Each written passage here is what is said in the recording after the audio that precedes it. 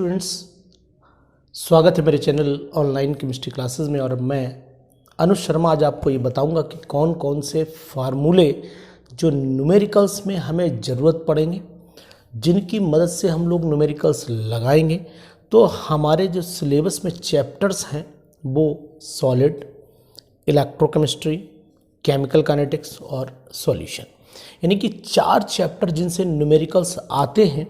इन चारों चैप्टर्स के कौन कौन से ऐसे फार्मूले हैं जो हमारे न्यूमेरिकल्स में मदद करेंगे, जिनकी मदद से हम लोग न्यूमेरिकल्स लगा पाएंगे, तो उन फार्मूले को हम लोग समझते हैं आज इस बोर्ड पर कि वो कौन कौन से फार्मूले हैं जो बहुत ही इम्पॉर्टेंट हैं, जिन पे न्यूमेरिकल्स बिल्कुल, अगर इन फार्मूले को हम लोग याद कर लेते हैं तो न्यूमेरिकल्स बहुत आसानी से लगाए जा सकते हैं।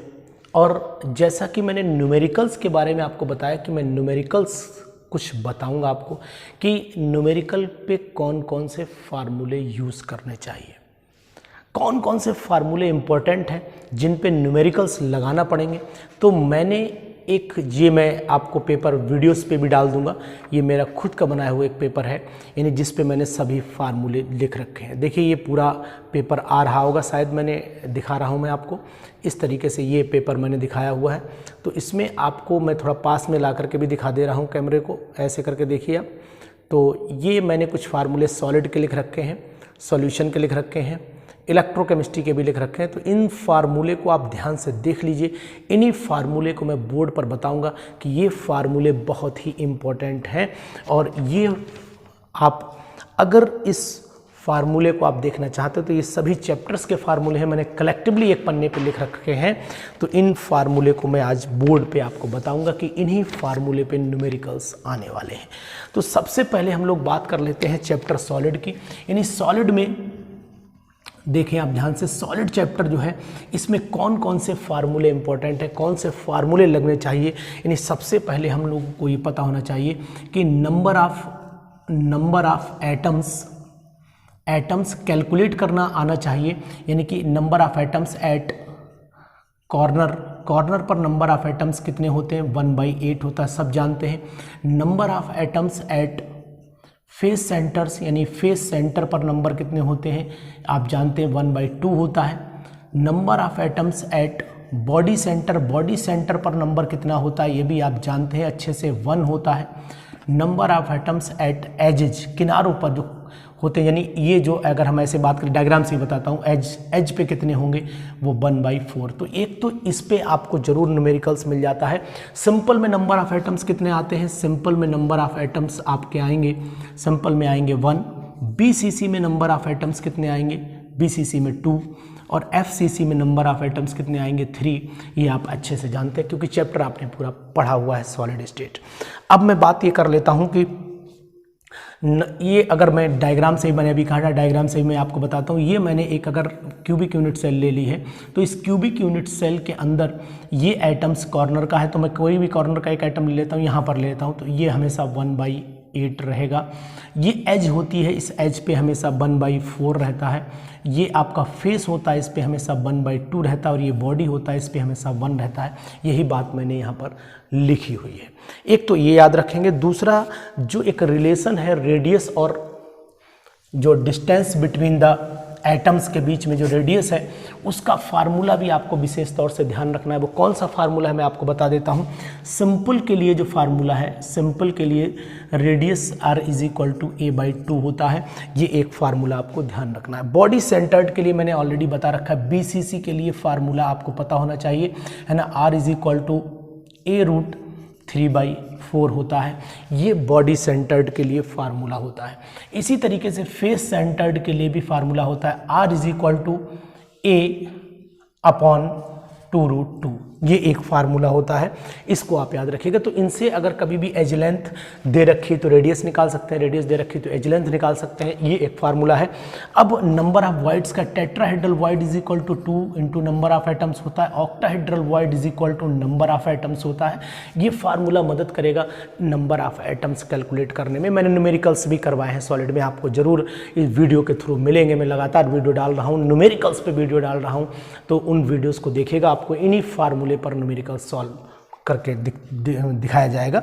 अब एक डेंसिटी का formula rho is equal to Z into M upon A cube into N A, यानी यहाँ पर रो क्या है, डेंसिटी है, जेड क्या है, नंबर ऑफ एटम्स है, एम मोलर मास है, ए एज लेंथ है, ये पिकोमीटर में अधिकतर दे रखी होती है, आप इसे सेंटीमीटर में कन्वर्ट कर लीजिएगा, और अगर सेंटीमीटर में ही दे रखी तो कोई प्रॉब्लम नहीं है। और यहाँ पर एन ए क्या होगा, एन ए होगा एवोगैड्रो नंबर। तो इस तरीके से आप इसे ध्यान रखिएगा। तो ये कुछ ऐसे चैप्टर्स हैं जिनके मैंने फार्मूले आपको बताए। सबसे पहला चैप्टर आपको सॉलिड बताया, अब मैं आपको सॉल्यूशन के कुछ फार्मूले बता रहा हूँ कि सॉल्यूशन में कौन कौन से फार्मूले आप यूज़ करेंगे। तो ये सॉलिड स्टेट के फार्मूले आपको मैंने बता दिए, इन पे ही न्यूमेरिकल लगा लीजिए, बस इतना ही लगा लीजिए, बोर्ड में बहुत ही अच्छे नंबर आएंगे। तो आप सॉल्यूशन पे अब हम लोग बात कर लेते हैं, सॉल्यूशन में कौन कौन से फार्मूले हमें विशेष तौर से ध्यान रखने हैं। तो सॉल्यूशन की बात कर लेते हैं।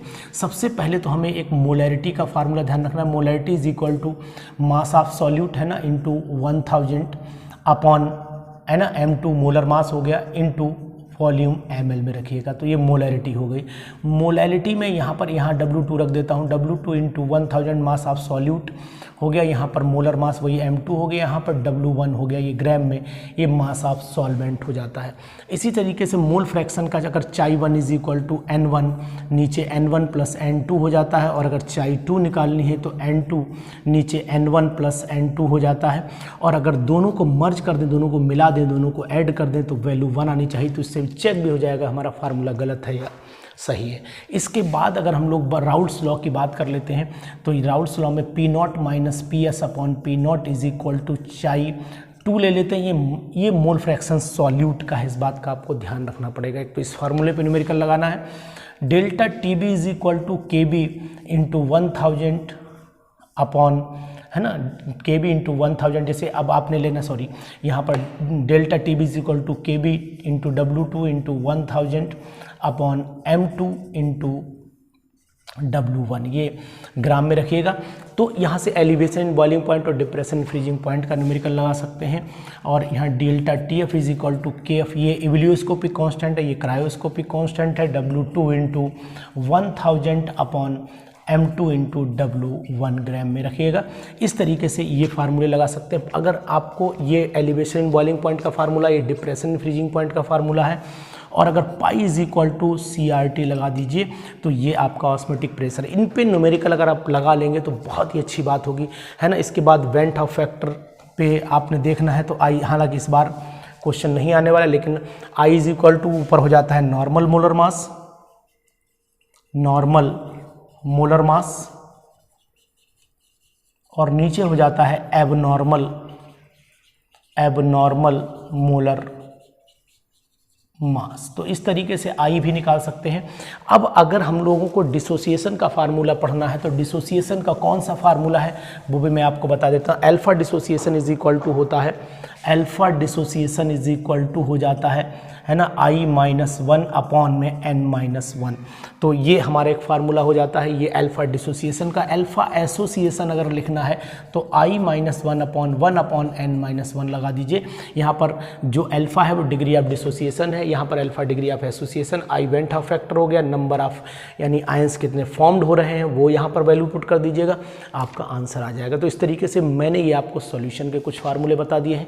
तो सॉल्यूशन के कौन कौन से फार्मूले हैं आराम से आप नोट कर लीजिए, बढ़िया से वीडियो को रोक करके नोट कर लीजिए, आपको दिखाई दे रहे होंगे। अब मैं आपको इलेक्ट्रोकेमिस्ट्री के फार्मूले बताता हूँ कि कौन कौन से फार्मूले इलेक्ट्रोकेमिस्ट्री में आपको न्यूमेरिकल्स के पॉइंट ऑफ व्यू से इंपॉर्टेंट हैं, वो आप लगा लेंगे, उनको भी आप ध्यान में रखेंगे। बहुत ही इंपॉर्टेंट फार्मूले हैं, वो भी आप ध्यान में रखें। तो मैं आपको एक एक फार्मूला, इसी पेज पे मैंने सब चारों फार्मूले लिख रखे हैं, ये पेज भी मैं डाल दूंगा वीडियोज़ में, तो आपको ध्यान। सबसे पहले हम लोग स्पेसिफिक कंडक्टेंस की बात कर लेते हैं कि स्पेसिफिक कंडक्टेंस में कौन सा फार्मूला लगना चाहिए। तो स्पेसिफिक कंडक्टेंस जो होती है वो यहाँ पर कप्पा इज इक्वल टू हो जाता है 1 अपॉन इस तरीके से रो, या इसे लिख सकते हैं 1 upon R into L upon A से भी रिप्रेजेंट कर सकते हैं। अब अगर मोलर कंडक्टेंस दिखाएं तो molar conductance lambda M is equal to kappa into 1000 upon C, यहाँ पर सी मोलैरिटी है ना। मोलैरिटी को आप अच्छे से जानते हैं किस तरीके से होती है। इसके बाद degree of dissociation alpha is equal to lambda M C upon lambda m infinite. ये मैंने फार्मूले आपको ऑलरेडी बताए, इन पे न्यूमेरिकल्स भी मैंने करवाए हुए हैं, तो इन न्यूमेरिकल्स की वीडियोस भी मैं आपको अपलोड कर दूंगा।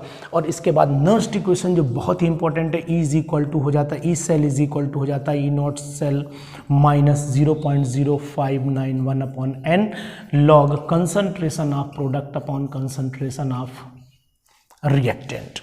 इस तरीके से एक फार्मूला आप और याद रखिएगा, E not cell is equal to हो जाता है 0.0591 अपॉन एन लॉग के सी, ये फार्मूला भी आप ध्यान रखेंगे। और लास्ट में एक formula delta G naught is equal to minus N F E not cell. इतने फार्मूले आपको याद रखने इलेक्ट्रोकेमिस्ट्री में, और इलेक्ट्रोकेमिस्ट्री में यही फार्मूले मदद करेंगे आपको न्यूमेरिकल्स के लिए। तो आप वीडियो को रोकिए और ये सब फार्मूले लिख लीजिए, और नहीं तो वैसे आपके पास एनसीईआरटी अगर है तो उसमें भी ये फार्मूले दे रखे हैं। अब हम लोग बात कर लेते हैं केमिकल काइनेटिक्स की। एक तो केमिकल काइनेटिक्स में मुझे ये बताना है कि आपको ऑर्डर ऑफ रिएक्शन ध्यान रखने की, ऑर्डर ऑफ रिएक्शन निकालना है। तो ऑर्डर ऑफ रिएक्शन में आपको फर्स्ट ऑर्डर और जीरो ऑर्डर पर विशेष ध्यान देना है इस बार। और इसके बाद जो ऑर्डर होता है फर्स्ट ऑर्डर का इक्विलिब्रियम कांस्टेंट Kc है, फर्स्ट ऑर्डर का जो केमिकल इक्विलिब्रियम कांस्टेंट है Kc, उसकी वैल्यू क्या होती है वो आपको ध्यान जरूर रखनी, पूछ ली जाती है। उसकी यूनिट क्या होती है, जैसे अगर हम जीरो ऑर्डर के लिए बात करें तो फर्स्ट ऑर्डर की बात करें तो सेकंड इनवर्स आ जाती है, जीरो ऑर्डर की बात करें तो मोल पर लीटर पर सेकंड आ जाती है, सेकंड ऑर्डर की बात करें तो लीटर है ना, अगर आप सेकंड ऑर्डर की बात करेंगे तो लीटर पर मोल पर सेकंड आ जाती है, थर्ड ऑर्डर की बात करें तो लीटर स्क्वायर पर मोल स्क्वायर सेकंड इनवर्स आ जाती है। तो इस तरीके से इनकी यूनिट्स को आप विशेष तौर से ध्यान में रखेंगे।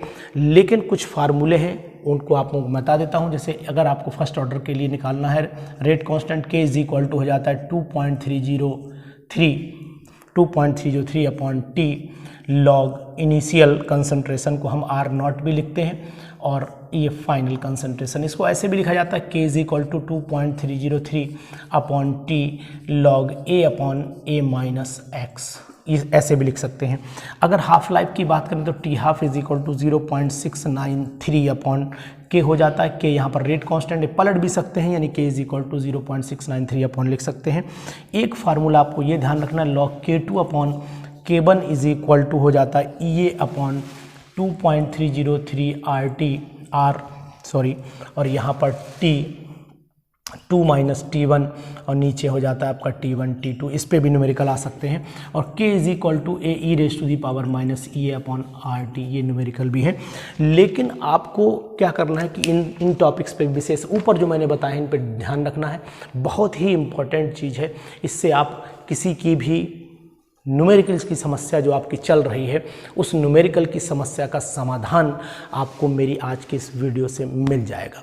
तो कैसे लगाने हैं न्यूमेरिकल ये भी मैंने बता दिया, कौन कौन से न्यूमेरिकल लगाने ये भी मैंने बता दिया, किन न्यूमेरिकल्स में कौन कौन से फार्मूले यूज़ होंगे ये आज मैंने इस पूरी वीडियो में समझाया है। तो आप अपनी कॉपी निकाल लीजिए, पेन निकाल लीजिए, लिखिए फार्मूले को और उनको प्रैक्टिस करिए। और हम आपके लिए नई वीडियो की तैयारी करते हैं। हम आपको न्यूमेरिकल्स की वीडियो भेजेंगे अब लगातार, तो आप न्यूमेरिकल्स लगाते रहिएगा।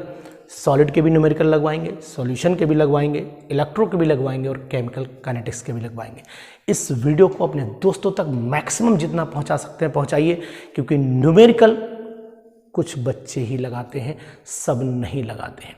तो प्लीज़ मेरी वीडियो को अपने दोस्तों तक शेयर करिए और सब्सक्राइब भी जरूर करिएगा। और अगर आप मेरे हर वीडियो से रिलेटेड टॉपिक्स को जानना चाहते हैं, कौन कौन से टॉपिक मैंने 12th में पढ़ाए, तो मेरी प्लेलिस्ट में जाकर भी आप उनको चेक कर सकते हैं कि कौन कौन से टॉपिक्स हमने पढ़ाए हुए हैं। चैनल का नाम भी आपको पता है, आप मुझे जानते भी हैं, तो इसलिए अपने साथ अपने को केमिस्ट्री में बनाते रहिए और मेरे साथ जुड़े रहिए। Thank you.